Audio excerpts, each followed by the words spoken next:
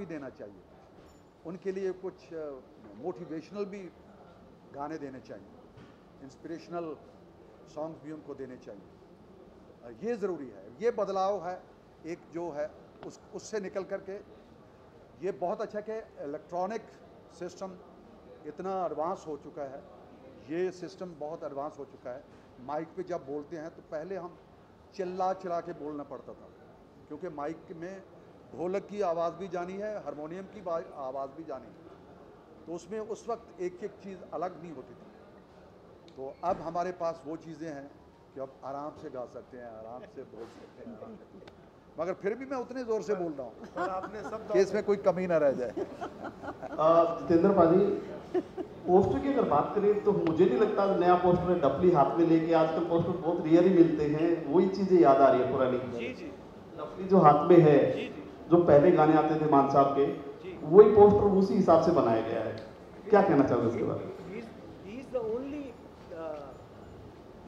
Artist, बल्कि मुझे artist से भी बड़े लगते हैं, और जिन्होंने ना तो अपना पहरावा चेंज किया पिछले मोर देन 4-5 डेकेड्स, ना अपना स्टाइल ऑफ सिंगिंग, ना म्यूजिशियन। इवन हमारे ग्रुप में आज भी बाबा जी के जो भोला जी हैं, वो पिछले 45 साल से म्यूजिशियन पुराने, और कुछ भी चेंज नहीं। तो डफ कैसे चेंज हो सकती है? डफली तो बाबा जी का मेरा शेड पहला था। ये स्टैंप लगी हुई है उस मालिक की, मोहर है। जितेंद्र जी, मुझे आपको पूछना है। हाँ जी, जय गुरु जी, आप गुरु जी गाने भी गाते हैं, जय गुरु जी, भक्ति के गाने गाते हैं, भक्ति के गाने गाते हैं सर, वो जो भक्ति के गाने गाते हैं, बट इनका जो म्यूज़िक है इससे मोर सोलफुल। वो जो इंसान है, अब जैसे कि एक महबूबा है, वो सोच सकती है कि ये मेरे लिए है, पर मान साहब का कनेक्शन ऊपर की तरफ होता है। मेरे से जितेंद्र जी, मुझे आपसे ये पूछना है कि आपका मान साहब के साथ इतने सालों से आप कोलैबोरेशन करते हो, बट इस सॉन्ग के लिए ऐसे स्पेसिफिक क्या डिफरेंट था, क्या न्यूनेस थी इसमें? आप प्लीज़ वो एक्सपीरियंस शेयर करिए। ये आपका शुभ नाम है? अक्षदा। अक्षदा जी, बल्कि यकीन मानिए, जब आप एल्बम सुनेंगे तो हर गाने में खासियत है, हर गाने में खासियत, हर बोल में, क्योंकि मेरे सामने लिखे गए।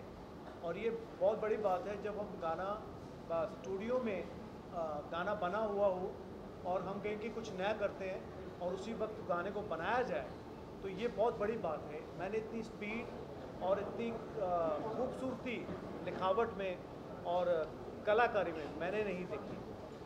तो ये एक अपनी जर्नी और बहुत खूबसूरत जर्नी, मेमोरेबल। एक्स्ट्रा क्या था उस दिन ना, मान साहब मुझसे लड़के गए थे, इसलिए गाना लिखती है। ये वाला गाना जो है सिंपल वही है ना गाने का। दिल ता करे मैं गुस्सा कर दे खोल के। हर मैंने कहा औरत के recording है, पीछे एक, तो इसलिए चुप रही।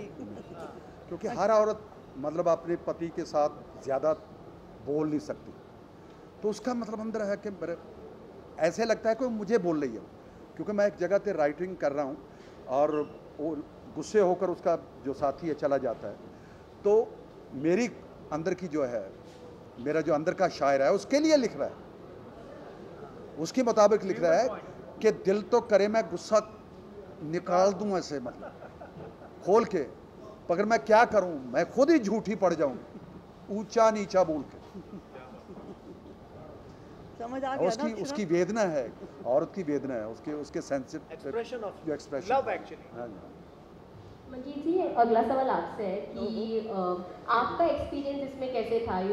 इतना वंडरफुल सॉन्ग हमने अभी देखा, मीडिया ने बहुत अप्रिशिएट किया, आपका एक्सपीरियंस इसमें आप बताइए। पहली बार तो थैंक यू मान साहब का, शाह जी का, मंजीत जी का, जो मैं आज इनके साथ बैठा हूँ, यही हमारा सब कुछ हो गया। बस हमने जो करना था वो हो गया। इनका तो हुक्म हुआ, हमारे गुरु जी का, हमारे बाबा जी का हमारे पे हुक्म हुआ है। पहले भी हुक्म हुआ था, आज से 11 साल बाद पहले हमने एक एल्बम करा था, 2013 में करा था। आज फिर इन्होंने जो हुक्म लगाया, हम तो सारी ज़िंदगी इनके साथ ही हैं। ये हिंदुस्तान की मान है, शान है।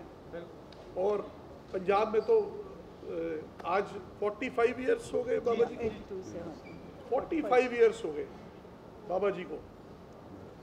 बाबा जी ने पहला गाना जब भी स्टार्ट करा, जब मेले लगाए, मेले से बाद शोज़ हैं, सब कुछ जो भी इनका एक जर्नी है, लेजेंड हैं, तो आज हम इनके साथ बैठे हैं, हमारे लिए इतना ही बहुत है। सर आपने इतने सारे आर्टिस्ट के साथ काम किया है, बट जितेंद्र जी और मान साहब को क्या डिफरेंट बनाता है बाकी सब आर्टिस्ट से?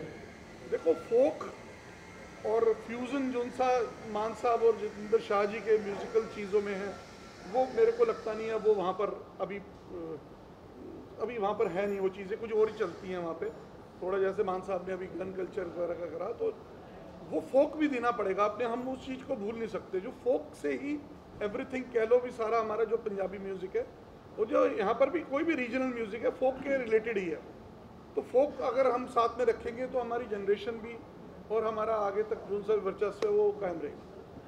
सर ये जो साउंड ऑफ सॉइल सॉन्ग है, ये आप क्या एक्सपेक्टेशंस रखते हैं कि पंजाबी इंडस्ट्री में ये, मतलब आपको क्या लगता है कि किस मुकाम पे पहुंचना चाहिए? बिकॉज हमने जितना ये सॉन्ग देखा है, इसका रिचनेस, ट्रेडिशनल बहुत जुड़ा हुआ है इस सबसे, तो आपका इसमें क्या पर्सपेक्टिव है? वही ट्रेडिशन जो आपने कहा ना, जो ट्रेडिशन दुनिया भूल चुकी है, जो मंजीत मान ने आज वो चीज़ें दिखाई हैं, वो हमारा फोक के अंदर शाह जी ने वो म्यूज़िक करा, मान साहब की आवाज़ तो हमेशा है ही है। तो आज वो चीज़ें जो डेवलप्ड हुई हैं, तो नेचुरली वो चीज़ें फोक चलता ही रहेगा और फोक की वापसी है, यूँ कह लीजिए। मान साहब आपसे सवाल है मेरा, गाना हमने देखा, गाना बहुत प्यारा लगा, और मैं ये आपसे पूछना चाहूँगा, बहुत ही जैसे मैंने कहा बहुत ही रिच गाना है, बहुत बढ़िया गाना है, और 70 के 80 के दशक के जो गाने हैं उसकी भी याद दिलाता है। तो क्या लगता है मान साहब कि अब वो दौर वापस लौट रहा है? क्योंकि हम देख रहे हैं कैसे सिंगल जो गाने आ रहे हैं वो बहुत बढ़िया बन रहे हैं, और एक जो शोर शराबा वाले जो गाने वो धीरे धीरे कहीं ना कहीं खात्मा का हो रहा है। क्या लगता है दौर वापस आ रहा है? या मेलोडी आएगी, वापस आती है, क्योंकि हर चीज़ का एक सर्कल कंप्लीट होता है तो चेंज होती है दुनिया को। सो ये नेचुरल है, कुदरती है, क्योंकि आदमी सुन के वही चीज़ सुन के थक जाता है, अक जाता है, और जब पक जाता है ये फिर सोचता है यार कुछ वो चीज़ होनी चाहिए, जैसे रफ़ी साहब गाते थे, लता जी गाते थे, हैं पुरानी धुनें आदमी को उसी वक्त याद आ जाती हैं। अब किसी को मतलब धुन याद करनी पड़े तो मतलब वो नहीं हो सकती। गीत आपको जब चलेगा तब पता लगेगा कि गीत ये है, मगर स्टार्ट से पता नहीं लगता। पहले लोग मतलब जो गीत बना के गए हैं, पहले पता ओहो उड़ी जब जब जुल्फे, वो मतलब ऐसा ही जरूर उसका म्यूजिक ही पहले ऐसे हो कि नहीं ऐसा। इसीलिए इसका नाम साउंड ऑफ सॉइल रखा गया कि ये अपने जो गाने हैं जी, आज भी आपके गानों की कॉपी की जाती है। यहाँ हिंदुस्तान में छोड़ो, पाकिस्तान में कितने गाने हैं जो आपके। मैं बताऊं कि जब मैंने पहला गीत दूरदर्शन पे जो रिकॉर्ड हुआ था, वो कुदरत की बड़ी नवाज़श थी मेरे लिए। मैं दूरदर्शन का हमेशा आभारी रहूँगा कि मुझे उस पर दिखाया गया और लोगों तक पहुँचाया गया। दूरदर्शन मतलब ने नज़दीक कर दिया दिलों के। तो पाकिस्तान से सबसे ज़्यादा चिट्ठियाँ आई मुझे दूरदर्शन वालों ने दिखाई गई, यार तेरे फैंस देखो कहाँ कहाँ हैं। तो उनकी फरमाइश है कि उस मुंडे को दोबारा, उस लड़के को दोबारा से गवाओ। उनका दोबारा गीत शुरू, तो गीत बन गए। फिर दिल दा मामला है, फिर दिल दा मामला तो ऐसा बना कि आज तक हमारे तुम्हारे सबके दिल का मामला बन गया। और मेरे लिए, क्योंकि दिल सेंट्रल गवर्नमेंट है, ये जिंदाबाद रहने चाहिए। दिल की बात लबों पर लाकर अब तक दुख हम सहते हैं, हमने सुना था इस नगरी में दिल वाले ही रहते हैं। एक हमें आवारा कहना कोई बुरा इल्जाम नहीं, दुनिया वाले दिल वालों को और बहुत कुछ कहते हैं।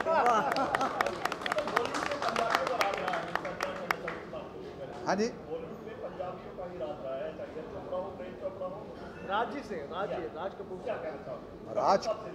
राज कपूर साहब के अंदर सिर्फ एक